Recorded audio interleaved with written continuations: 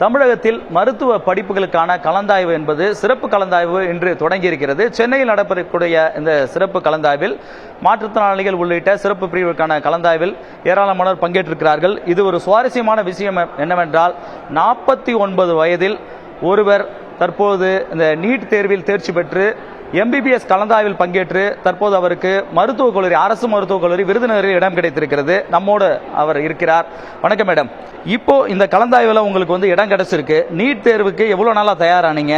NEET எல்லாருமே கஷ்டம்னு சொல்றாங்க. 49 வயசுல நீங்க வந்து இப்போ வந்து நீட் தேர்வுல பாஸ் பண்ணிருக்கீங்க. MBBS இடம் கிடைச்சிருக்கு, எப்படி பாக்க? இது என்னோட பொண்ணோட இன்ஸ்பிரேஷன் தான் ஃபுல்லா. என் பொண்ணு வந்து நீட்டுக்காக படிச்சுட்டு இருந்தாங்க. அவங்களோட மெட்டீரியல்ஸ் வச்சு தான் நான் படித்தேன். என்னோட ப்ரிப்பரேஷன் வந்து ஒரு 6 months தான் இருக்கும். அவங்களோட கைடன்ஸில் தான், அவங்களோட சப்போர்ட்டிவில் நான் இந்த அளவுக்கு வந்திருக்கேன். இன்னைக்கு விருதுநகர் கவர்மெண்ட் மெடிக்கல் காலேஜ் கிடச்சிருக்கு. இதில் எனக்கு முழு சப்போர்ட், எல்லா விதத்திலையும் ஃபுல் சப்போர்ட் என் பொண்ணு, என் டாட்டர் தான். ஆக்சுவலி நீங்க ஆல்ரெடி வந்து பிசியோதெரபின்னு கேள்விப்பட்டோம். இதுக்கு முன்னாடி உங்களுக்கு MBBS படிக்கணும்னு ஆசை இருந்துச்சா? எவ்வளவு வருஷத்துக்கு முன்னாடி இருந்துச்சு? அப்போ என்ன வாய்ப்பு மறுக்கப்பட்டது? இப்போ உங்களுக்கு வாய்ப்பு கிடைச்சிருக்கு, அந்த கதை. எனக்கு 1994 எனக்கு MBBS கவுன்சிலிங் நான் அப்போ என்ட்ரன்ஸ் தான். அப்போ நான் ஜாயின் பண்ணேன். அப்போ நான் கவுன்சிலிங் கலந்துக்கிட்டேன். எனக்கு பிசியோதெரபிஸ்ட் தான் கிடைச்சது, மெரிட் ஸ்டூடெண்ட். அப்போ நான் பிசியோதெரபிஸ்ட் மட்டும் தான் படித்தேன். இப்போ என் பொண்ணு படிக்கும் போது எனக்கு அந்த ஆசை நிராசையாகவே இருந்துட்டு இருந்தது. MBBS படிக்கணும் ஆசை அப்போவே இருந்தது. ஸோ என் பொண்ணு படித்த உடனே சரி நீட் எக்ஸாம் கிளியர் பண்ணி பார்ப்போமே, அதில் கிளியர் பண்ணால் கொஞ்சம் நம்மளுக்கு இந்த வாய்ப்புகள் வந்து நம்ம ஆசையை நிறைவேற்றிக்கலாமேன்னு ஒரு ஐடியா இருந்தது.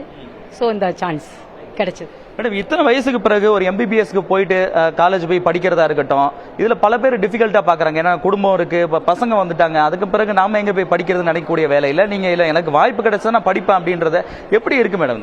இது ரொம்ப ஒரு மகிழ்ச்சிகரமான விஷயம் சார். ஏன்னா எனக்கு ஃபேமிலி சப்போர்ட், எங்க சார் இருக்காங்க, அவங்க லாயரா இருக்காங்க, அவங்க ஃபேமிலி சப்போர்ட் பண்ணிக்குவாங்க. ஒரே ஒரு டாட்டர், அவங்களும் இந்த MBBS ஜாயின் பண்ண போறாங்க. ஸோ எனக்கு ஃபேமிலி ஒரே ஒன்றுமே இல்லை, படிக்கிறதுக்கு ரொம்ப ஈஸியாக இருந்தது. ஃபேமிலி சப்போர்ட்லாம் அவங்க பார்த்துக்கிட்டனால எனக்கு அதில் ஒன்றும் பெரிய விஷயமா தெரியல. ஒரு 31 வருஷம் கழிச்சு உங்களோட கனவு நினைவாகி இருக்கு, MBBSல சேர்ந்துருக்கீங்க. ஆல்ரெடி பிசியோதெரபி வந்து பிராக்டிஸ் பண்ணிட்டீங்க. கவர்மெண்ட்ல ஒர்க் பண்றீங்களா, பிரைவேட்ல இருக்கீங்களா, எப்படி ஒர்க் போயிட்டு இருக்கு? இப்போ MBBS ஆன பிறகு எங்க ட்ரை பண்ண போறீங்க? இப்போ நான் பிரைவேட்டாக தான் நான் பண்ணிட்டு இருக்கேன். இப்போ MBBS ஆன பிறகு கிளினிக்கும் கவனிச்சுக்குவேன். ஈவினிங் ஃபுல்லாக கிளினிக் பார்த்து மார்னிங் கிளாஸ் போயிட்டுருப்பேன். இது முடிஞ்ச உடனே நம்மளுக்கு ரெண்டையும் பார்க்கறதுக்கு கொஞ்சம் நல்லா இருக்கும் அப்படின்னு நினைக்கிறேன். ஏன்னா ஆஸ் யூஷுவலாக வந்துட்டு ஏற்கனவே பிசியோதெரபிஸ்ட்டுங்கிறது ஒரு மெடிக்கல் தான் படிச்சுட்டு இருக்கோம்.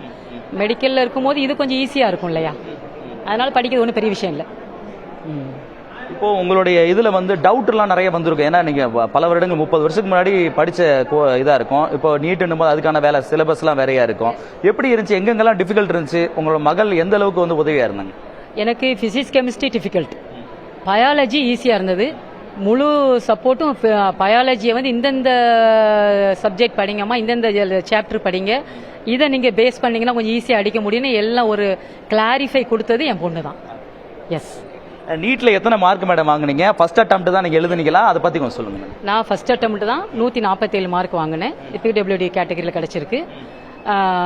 அதில் வந்து எனக்கு ஒரு நீட்டுக்கு வந்து ஒரு பெரிய கஷ்டமான ஒரு எக்ஸாம் எனக்கு தெரியல, ஈஸியாக தான் இருந்தது.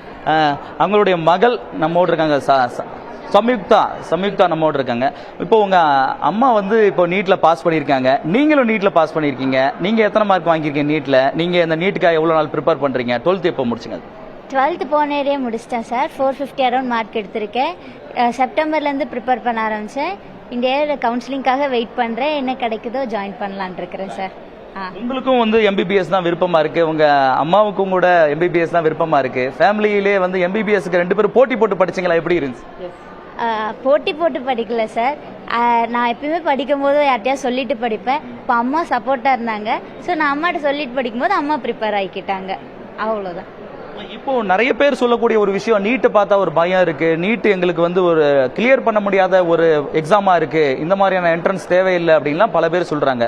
உங்களோட கருத்து என்னமா இருக்கு? இப்போ உங்க அம்மாவே கிளியர் பண்ணிருக்காங்க, நீங்களே கிளியர் பண்ணிக்க, நீட்டை பத்தி நீங்க நீட் எனக்கே டஃப்பாக இருந்தது இந்த டைம் எழுதும்போது. I was stuck in physics questions also. ஆனால் மார்க்ஸ் முடிஞ்ச அளவுக்கு ஸ்கோர் பண்ணினேன். ஏன்னா நான் 6 months தான் ப்ரிப்பேர் பண்ணேன். முடிஞ்ச அளவுக்கு என்னோட எஃபெக்ட் கொடுத்தேன், அதுக்கான மார்க்ஸ் எடுத்தேன். நீட் இல்லாட்டி கொஞ்சம் ஈஸியாக இருந்திருக்கும். பிகாஸ் நான் ஸ்டேட் போர்டில் நல்லா ஸ்கோர் பண்ணியிருந்தேன். நான் அதுக்கான வேல்யூ இங்கிட்ட இல்லாமல் போகிறனால கொஞ்சம் ஃபீலிங்காக தான் இருந்தது.